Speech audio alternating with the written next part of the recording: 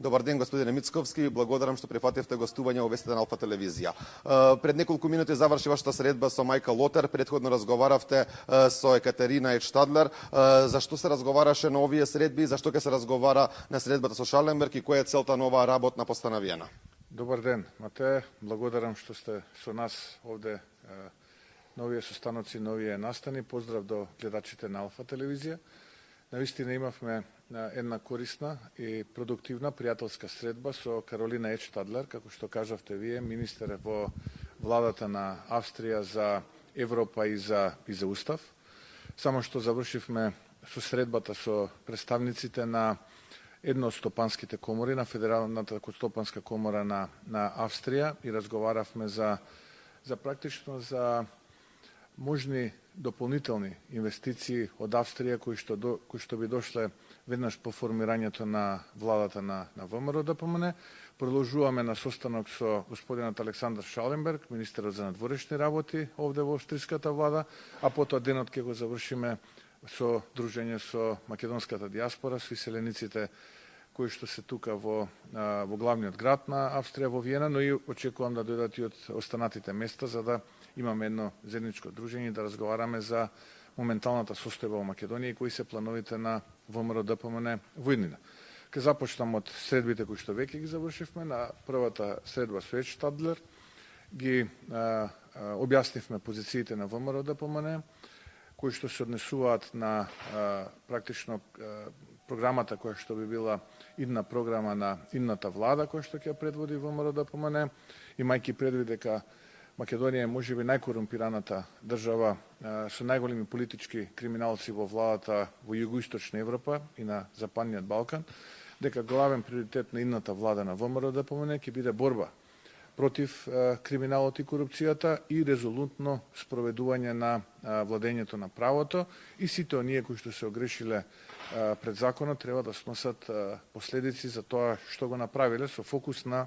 овие политички криминалци во најкорумпираната влада во југоисточна Европа и Западниот Балкан. Како проевропска влада продолжуваме и во иднина да главен фокус да биде исто така и интеграцијата на Македонија во рамките на Европската Унија,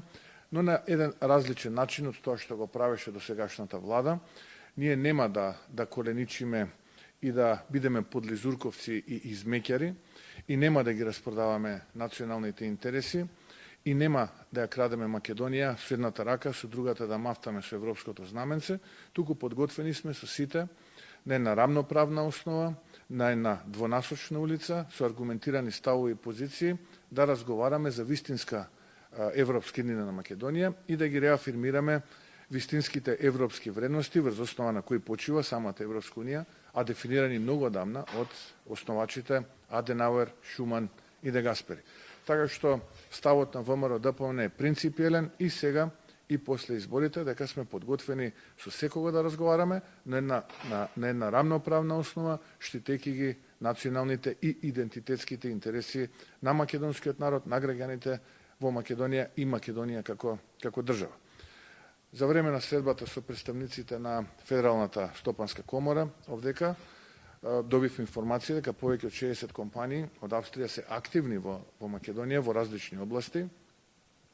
На увид имавме една анкета која што ја спровела комората за впечатоците од повеќе земји каде што тие се присутни, меѓу кои и Македонија. Од таа анкета јасно се гледаат слабостите на системот, јасно се гледа дека станува збор за едно корумпирано општество, јасно се гледа она кое што во моментот го гледаат и го чувствуваат сите граѓани, дека криминалците се во владата и дека после изборите тие криминалци треба да ја напуштат владата и треба да одговара за сето она што го праве овие 6,5 години. Ние сме подготвени да разговараме со сите оние австрийски компании кои што во моментот се во Македонија, но не само со австрийските компании, туку со буквално сите и домашни и странски компании, да видиме како идната влада на ВМРО ДПМН ќе може да им помогне, уште од сега да воспоставиме контакт и веднаш по формирањето на новата влада, брзо, веднаш да реагираме за да можеме да излеземе во пресред, а излегувајќи им на ниво пресред, ќе креираме нови работни места, добро платени нови работни места и луѓето ќе си ги сочуваме дома. Така што до сега навистина можам да бидам оптимиста од ова што се случуваше на овие средби ќе видиме како ќе биде понатаму на средбата со господин Шаленберг, со македонската диаспора, но очекувам исто и тука да има една позитивна енергија и да го привршуваме полека овој успешен престој и овде во Виена после конгресот кој што го имаше ЕНП Европската народна партија во Букурешт. Да, бевте минатиот ден во Букурешт првично, каде што имавте свој говор пред лидерите на десничарските партии од речиси цела Европа. Сега сте во Австрија, каде што имате средби со австрискиот политички Кремно и со првиот човек на Стопанската комора, но сепак не можеме да останеме неми на што се случува во Македонија на домашната политичка сцена. Гледаме дека последниве денови СДСМ објавува фотографии од ваши средби и Гордана Силјановска-Давкова со бугарскиот европратеник Ковачев. Дали ова може да представува еден вид најава дека СДСМ влегува во црна и на кампања за изборите? Па видите, јас кога веќе ме прашувате морам да го коментирам тој, иако не би бил среќен што морам да коментирам ваква валкана и лажна кампања. СДСМ практично во очај ова го прави, немајки што да понуди на граѓаните. Мисла дека на ваков начин со лажлива и валкана кампања ќе нанесат штета и врз мене и врз идниот председател професорката Гордана Силјановска, откако практично се прифатија,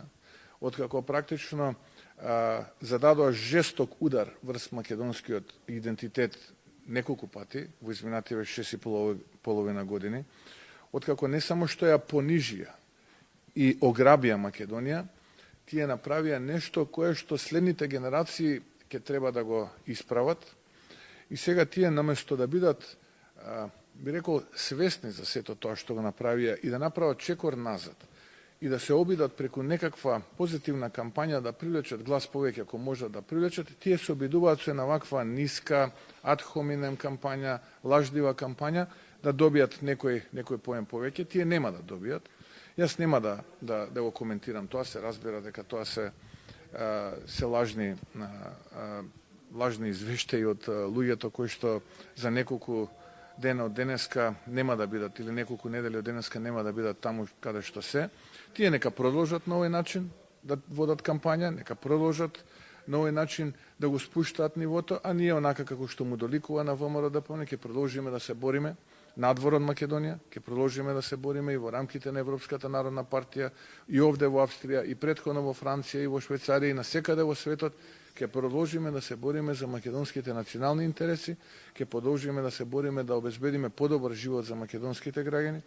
ќе продолжиме да се бориме за единината на Македонија како држава, затоа што ние сме ВМРО-ДПМН и ние сме различни од СДСМ, а граѓаните можат да направат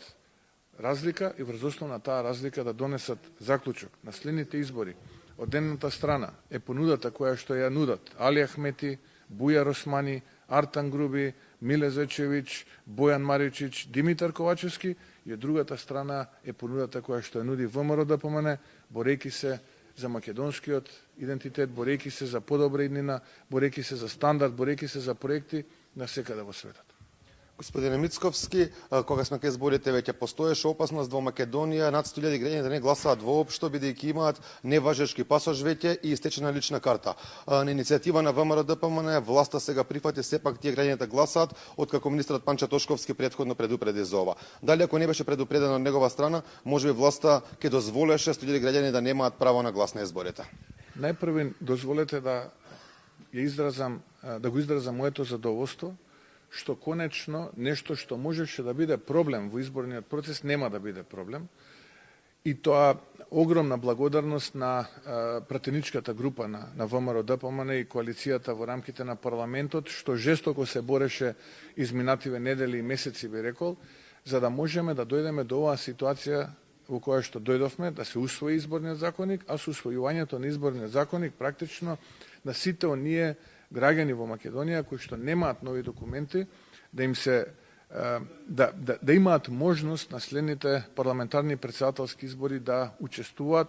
Впрочем, тоа е и основното уставно право, дека секој граѓанин на Македонија, секој некој што е државјанин на Македонија, има уставно загарантирано право да учествува во изборен процес. Огромна честитка и благодарност до пратеничката група на ВМРО-ДПМН и коалицијата, и сега сите оние 100.000 граѓани за кои што министерот Тошковски претходно предупреди, сега ќе можат слободно да излезат на избори и на еден слободен начин да ја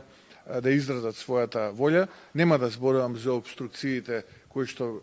се случуваа за време на тие преговори од страна на коалицијата СДСМ и ДУИ. Тоа ќе го оставам во некои други времења, а сега да гледаме позитивно на сето ова, да се бориме за Македонија секаде каде што можеме, нив да ги оставиме во нивната темна, мрачна, црна ad hominem кампања, а ние да направиме нешто што можеме повеќе само за да Македонија може да има една светла иднина, предвидлива иднина и перспектива за младите луѓе. Ви благодарам, господин Мицковски, за гостување во вестите на Алфа телевизија.